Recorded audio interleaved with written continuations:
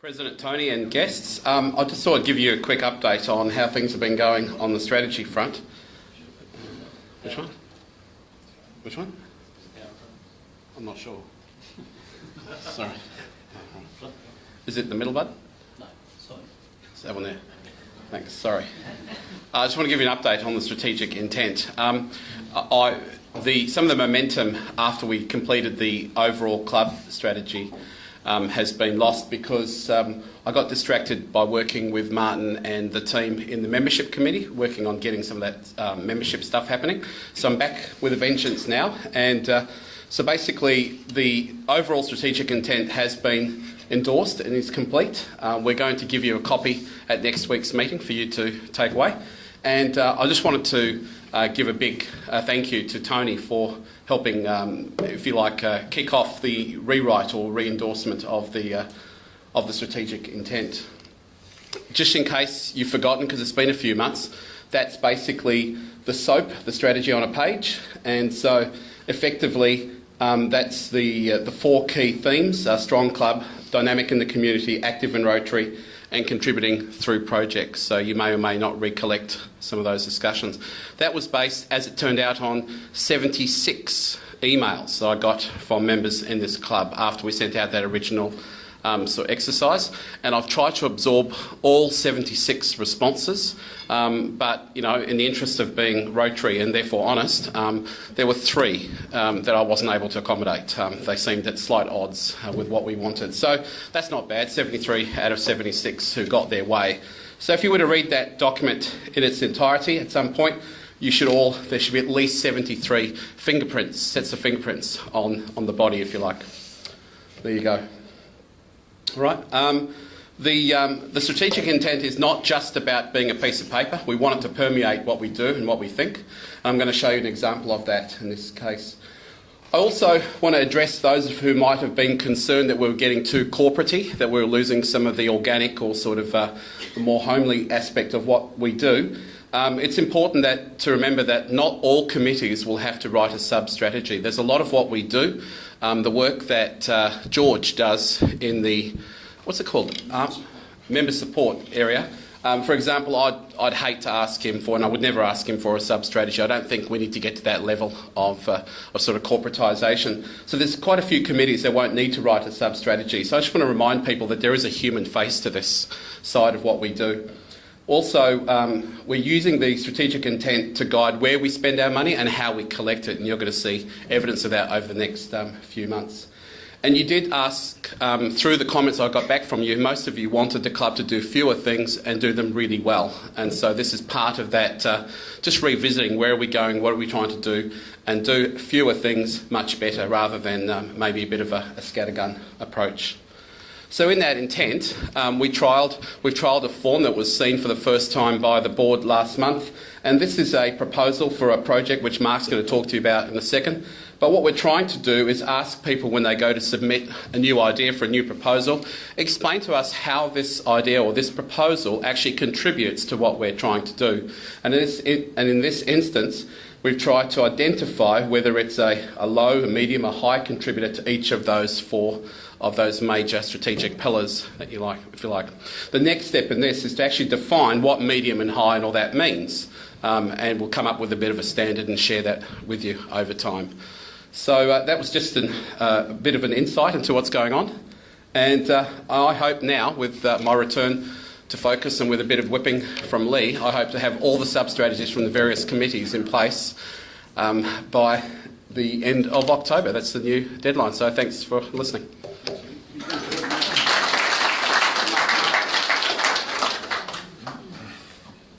President Tony, members, guests, I also just want to take my hat off to Yui for the work you've done.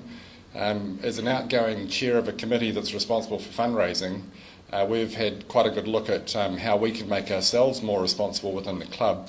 And the work that you've helped us through, John Boshier, Andrew Jackson, myself and others on the fundraising committee, in lieu of other fundraising committee activity, have put in some hard yards and got some good plans ahead for the next year. So I must say also, I'm also quite pleased that I won't be the chair next year because there'll be a lot more paperwork to do. Well, a little bit more. But a question for you, Lady Susan. The 23rd of June 1964. Do you know what you were doing that day?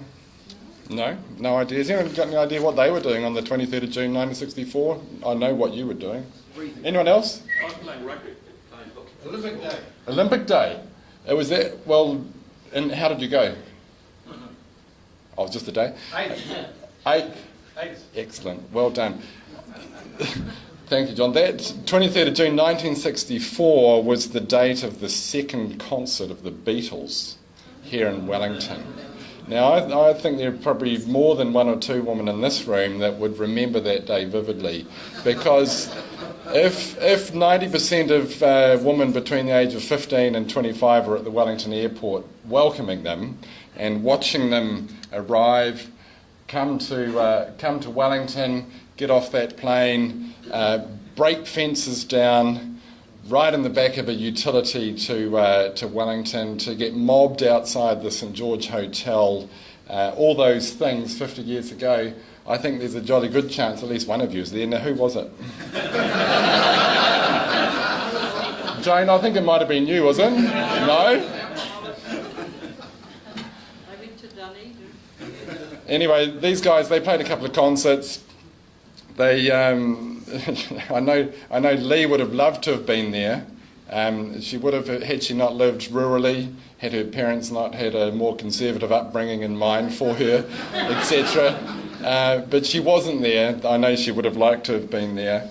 And despite everything that happened, these guys got off to a very good reception, and as we know, have done well in the last 50 years, even without some of them. Now, the point of this discussion is that in March 2015 or thereabouts, this fundraising committee is looking at running an event in Wellington alongside Wellington Tourism, alongside Collective Impact, and alongside as much support as we can get from this club to see the John Lennon art collection. Now, John Lennon's art collection is managed out of Australia. It's fully endorsed by Yoko Ono, and through contacts in this club, Youssef, who is a passionate, I think he's actually a Beatle. Are you a Beatle? About as close as you're going to get to a passionate person who's passionate about the Beatles. Yui has got a contact, and we have been able to secure this event for Wellington for 5 days, and we're just trying to confirm a date with a number of other things that are going around. We don't want to obviously get in the way of other events that we're doing, like jumbo tennis and things like that, but it's potentially a major fundraising opportunity for the club. So it's something to look out for. It's exciting. There'll be more news about it as we go on. As I said, Collective Impact will be involved. Is there more pictures? That's original lyrics that John Lennon wrote. And you may not realise that John Lennon himself had studied art and was quite an accomplished artist before he became even more accomplished as a songwriter and singer, or a band member. So there you go. In March, we're looking forward to it, and if there's any way any of you can help us stitch that together to make it a major, I mean, it's potentially a $50,000 revenue earning exercise, we'd like to think so. If there's any ideas here that can help make that happen, we'd appreciate hearing them.